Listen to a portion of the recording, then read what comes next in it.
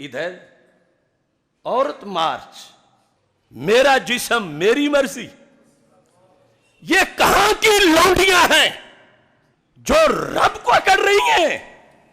یہ ملک ان کا ہے جو کہتے ہیں ہمارے جسم پہ رب کی مرضی چلے گی۔ نکل جائیں یہ لونڈیاں پاکستان سے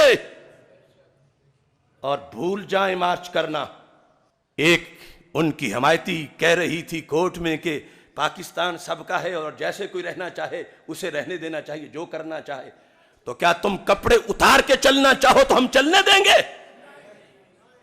ادارے نوٹ کریں، عورت مارچ کے نام پر بے حیائی، فحاشی، بدکاری ہم اس دیش میں برداشت، اور سارے بولو برداشت، برداشت۔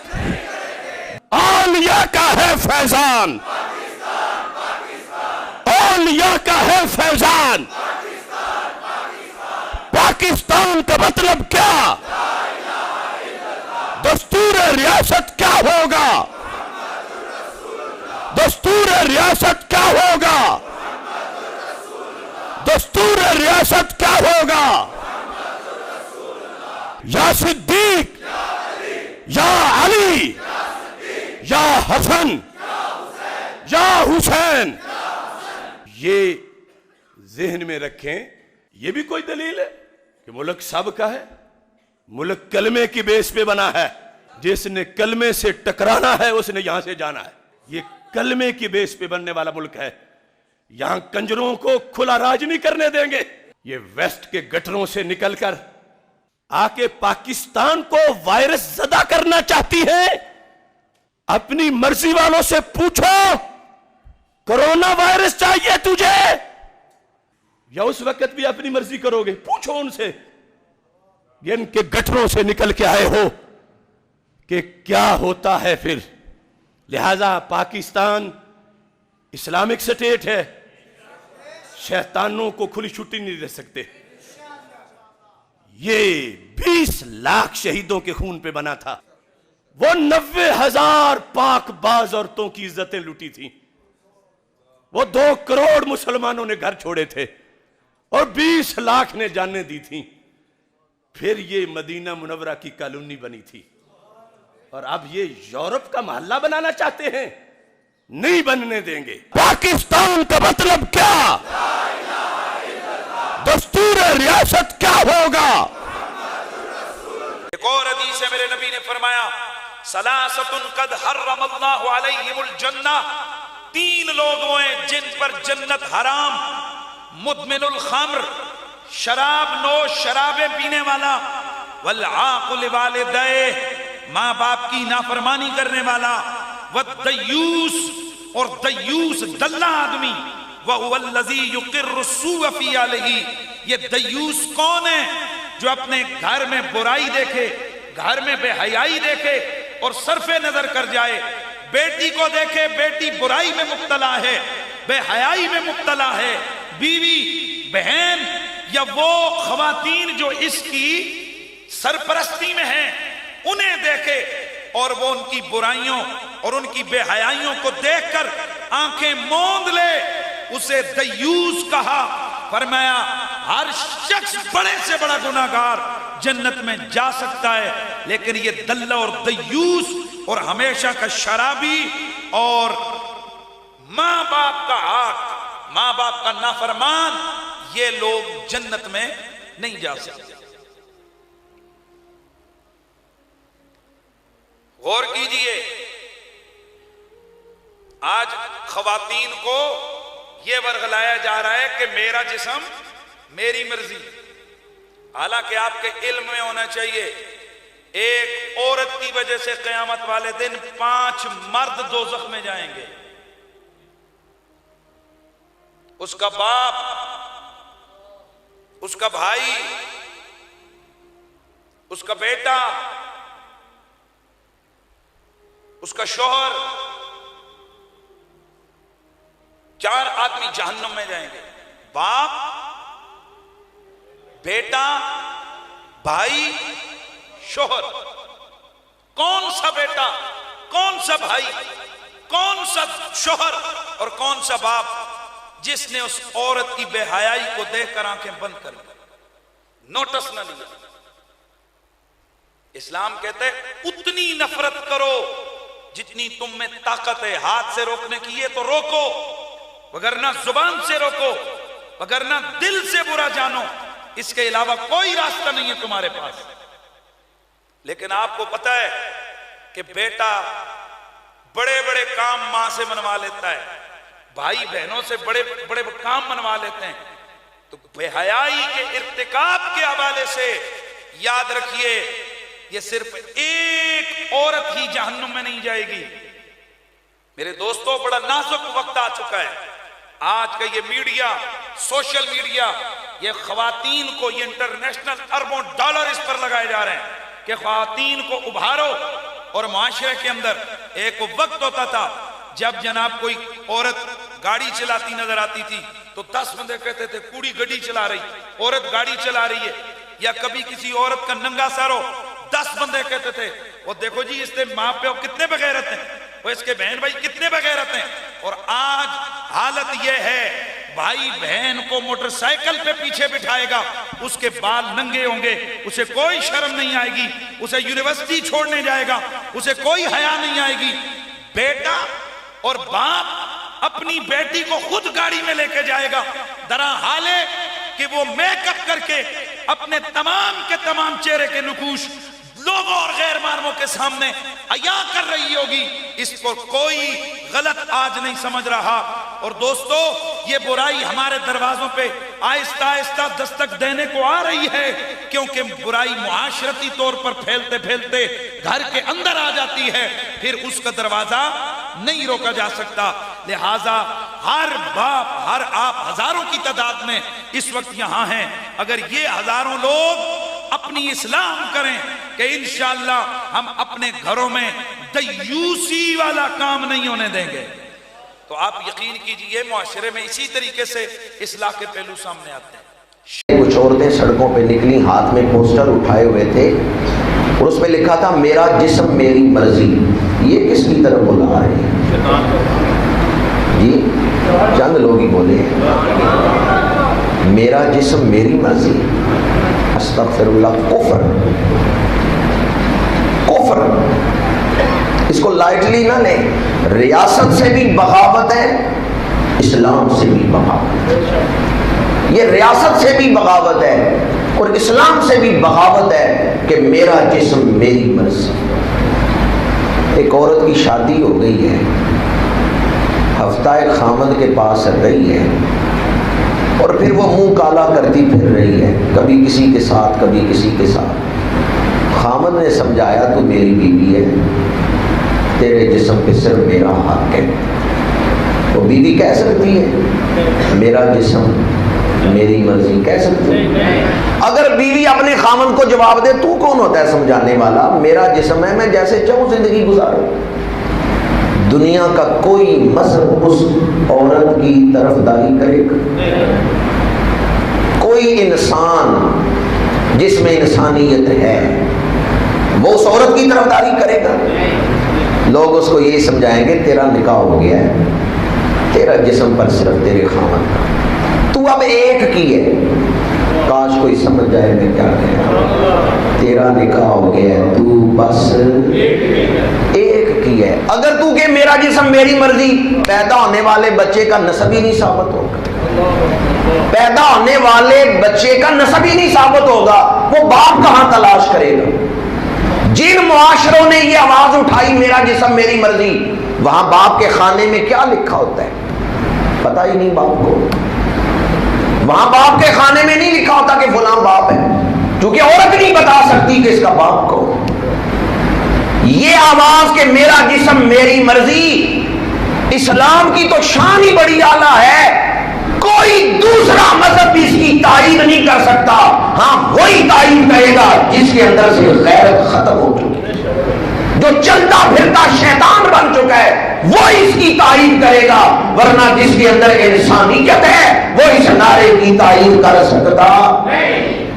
مریض گیا ڈاکٹر کے پاس، ڈاکٹر نے چیک اپ کیا، ڈاکٹر نے کہا بڑا سیریس مسئلہ ہے، آپریشن ہوگا، لے چلو اس کو آپریشن تھیٹر میں۔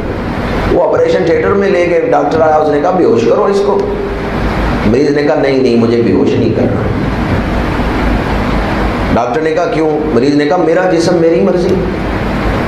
ڈاکٹر نے کہا تمہیں تو بے ہوش کرنا ہے، پھر چیرا دینا ہے، پھر اندر سے وہ غلیظ مادہ نکالنا ہے۔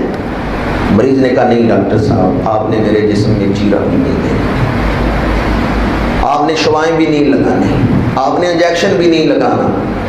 ڈاکٹر علاج کرے گا؟ مریض ویسے ڈاکٹر کے آگے جا کے بولتا ہے؟ آپریشن تھیٹر میں لے جائیں تو ایسے مریض چپ ہو جاتا ہے، ڈاکٹر جیسے مرضی ہے کریں، بے ہوش کریں، چیرا دیں، نکالیں، رکھیں۔ اور اگر مریض ڈاکٹر کے آگے کہے میرا جسم میری مرضی، تو پھر ڈاکٹر علاج کرے گا؟ وہ جس نے جسم کی بیماری نکالنی ہے وہاں تو خاموش ہے، وہاں تو نہیں کہتے میرا جسم میری مرضی۔ کہ وہ جو روحوں کے طبیب بن گیا، وہ جو تزکیہ کرنے آئے ہیں، وَيُزَكِّيهِمْ۔ اگر کوئی طبیب انسانیت کے سامنے کہ میرا جسم میری مرضی، اسلام سے محروم ہو۔ آدمی ہوا فوج میں بھرتی، صبح صبح انہوں نے اٹھایا، رنگروٹوں میں تھا، انہوں نے کہا 5 میل دوڑنا ہے۔ انہوں نے کہا کیوں؟ انہوں نے کہا دوڑو گے تو جسم مشقت کا عادی ہو جائے گا، جنگ لگ گئی تو بڑی مشقت کا کام ہے، تمہارا جسم ہوا غفلت کا عادی، تو پھر تم جنگ میں کوئی کام کوئی ڈیوٹی نہیں سر انجام دے سکتے، 5 میل صبح بھاگو۔ تو نے کہا نہیں میں تو نہیں بھاگوں گا۔ افسروں نے کہا کیوں؟ اس نے کہا میرا جسم میری مرضی۔ وہ فوج میں رکھیں گے اس کو؟ جنگ لگ گئی محاذ پہ، فوج کھڑی ہے محاذ پہ، ایک فوجی پیچھے بھاگ رہا ہے، اس کے سینئر نے اس کو روکا، اس نے کہا بھاگ کیوں رہے ہو واپس؟ اس نے کہا یہ لڑ رہے ہیں، دیکھ کے تو مارتے ہی نہیں، کہیں گولی میری آنکھ میں نہ لگ جائے، تو گولی آنکھ میں لگ گئی تو کیا بنے گا؟ افسر نے کہا تمہیں فوج میں بھرتی ہونے کی کیا ضرورت تھی؟ فوج محاذ پہ کھڑی ہو تو فوج کہہ سکتی ہے کہ میں نہیں لڑوں۔ کہ اگر کوئی خاتون یہ کہے میرا جسم میرا ہے، میری مرضی، تو یہ شاید وہ کوئی احتجاج وغیرہ ہوا تھا، اس میں کچھ یہ خواتین نے نعرے لگائے تھے، یہ بالکل خلاف شرع نعرہ ہے، بالکل میرا جسم میرا ہے، خاتون کا جسم ان کا ہے، لیکن شریعت کے خلاف مرضی کی تعلیم تو شریعت نہیں دیتی ہے۔ اس کا مطلب یہ تو نہیں اگر کوئی کسی بہن کا جسم اس کا ہے، یقینی سی بات ہے اللہ نے اس کو دیا ہے تو وہ اس کو جیسے چاہے یوز کرے، جیسے چاہے، مطلب خلاف شرع بد اخلاقیوں میں اس کو استعمال کرے، اس کی تو شریعت اجازت نہیں دیتی، بلکہ ہمارا ملکی قانون اجازت نہیں دیتا۔ آپ یہ دیکھیں نا کہ ہر گناہ تو نہیں کر سکتا اعلانیہ طور پر۔ اس قسم کے نعرے جو ہیں وہ ایک بغاوت اور جرأت پیدا کرتے ہیں، اور جب اذہان میں بغاوت اور جرأت پیدا ہوتی ہے تو انسان اسلامی خاص طور پہ پابندیوں کو بہت ہی ناگوار تصور کرنا شروع کر دیتا ہے، اور پھر ان کو معاذ اللہ اپنے قدموں تلے رونتا نظر آتا ہے، انہیں پھلانگتا نظر آتا ہے، اور اس سے معاشرے میں بگاڑ پیدا ہوتا ہے۔ میں ایسے اپنی بھولی بھالی بہنوں سے گزارش کرتا ہوں کہ جو دوسروں کی باتیں سن کے پیچھے لگ جاتی ہیں، میری بہنوں آپ نے بھی ایک دن مرنا ہے۔ جس دن آپ مریں گی نا اس دن کوئی این جی اوز اور فلاں جو آپ کو بے پردگی کی طرف اور بغاوت کی طرف اور شوہروں کے خلاف کھڑے ہونے کی طرف اور معاشرے میں بگاڑ کی طرف بلا رہے ہیں، ایک بھی بچانے والا نہیں ہوگا، ایک بھی نہیں۔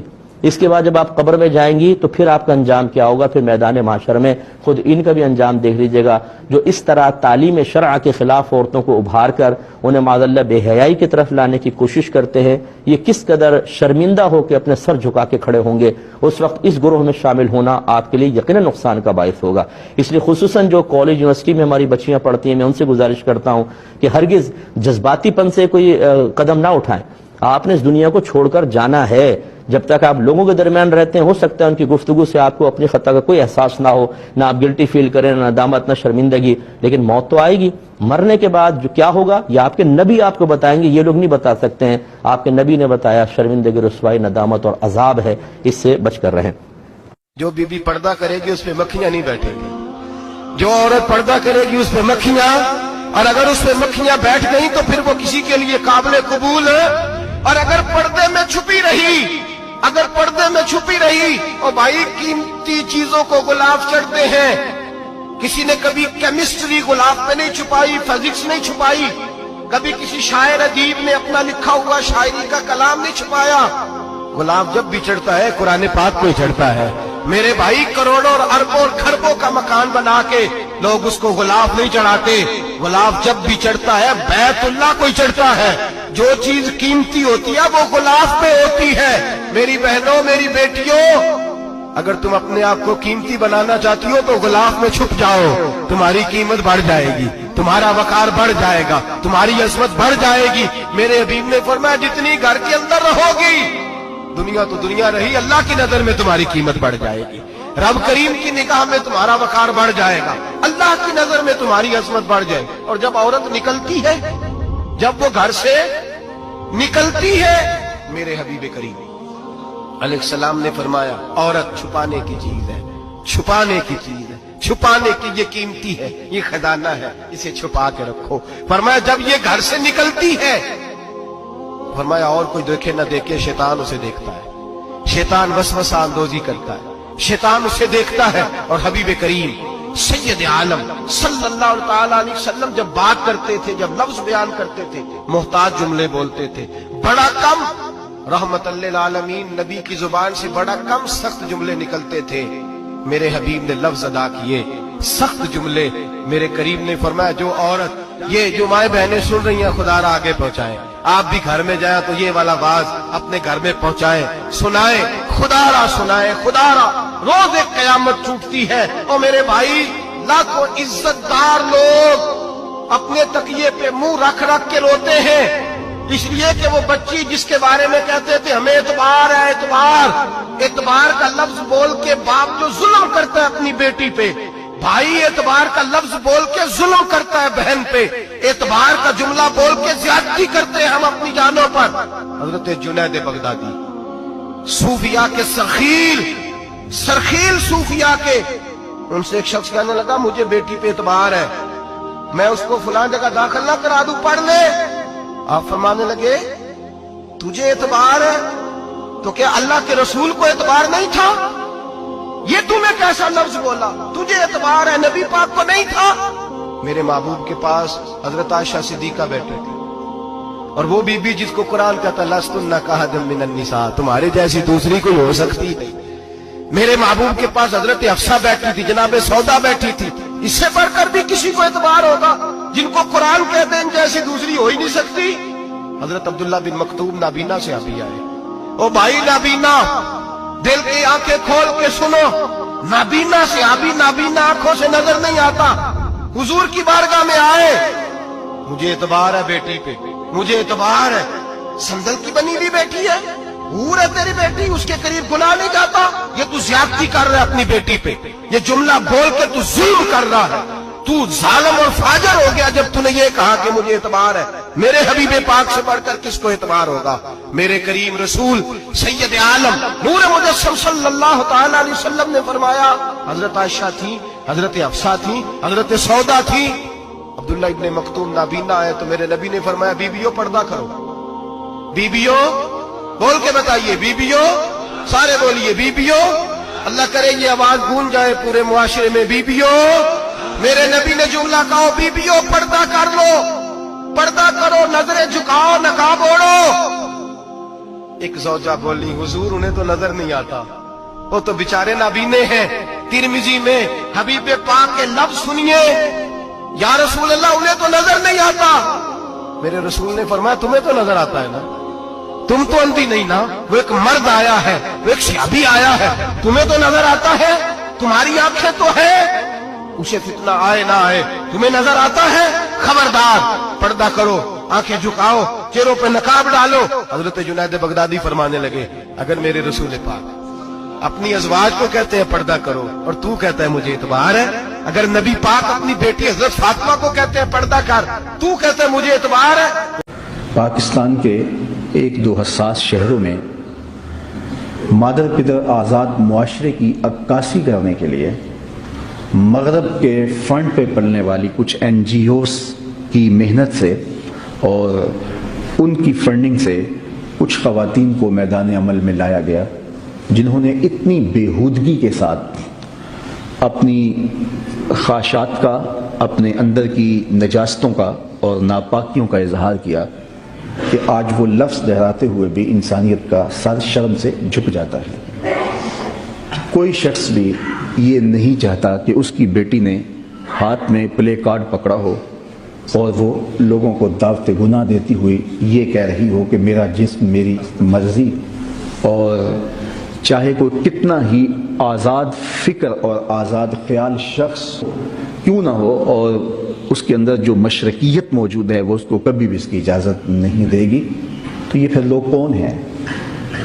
ہم میں سے کوئی شخص بھی اس کا متحمل نہیں ہے، وہ یہ سوچ کر کے بھی کپ کپا جاتا ہے کہ کیا اس کی بیٹی ایسا کر سکتی ہے، تو پھر یہ کس نے کیا؟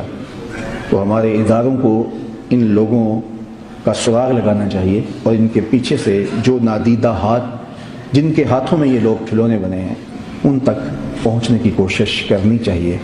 میرا معاشرہ حیا کا معاشرہ ہے، میرا دین مجھے حیا سکھاتا ہے۔ مشرق میں بیٹی پردے میں سمٹی رہے تو وہ باپ کی آنکھوں کا نور ہے، وہ شوہر کے دل کا قرار ہے، وہ بھائی کی آبرو کا روپ ہے، اور اس کی آوارگی نہ مشرق گوارا کرتا ہے۔ اور اسلام کی تو ایک خاص شناخت ہے، ہر دین کی ایک پہچان ہوتی ہے، تو فرمایا اسلام کی وہ خاص شناخت، وہ خاص پہچان حیا ہے۔ اللہ اپنی خاص کرم نوازیوں سے مالا مال فرمائے۔ اس کا مطلب یہ ہے پاکستان کی جغرافیائی حدود پہ بھی حملہ اور پاکستان کی نظریاتی حدود پہ بھی حملہ۔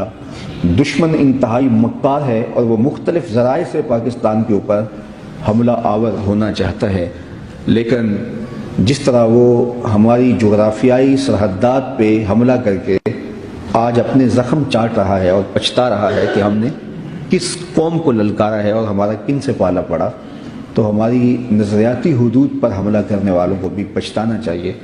اس طرح سے مضبوط ہاتھ ان تک پہنچنے چاہیے اور قوم کو مزید محتاط ہو جانا چاہیے، اور مختلف ذرائع سے ہمارے گھروں کے اندر کس طرح داخل ہونے کی کوشش کی جا رہی ہے۔ اللہ میرے وطن کو بھی سلامت رکھے، اور اللہ ہمارے حیا کو اپنی امان میں، اپنی کرم نوازیوں کے حساب میں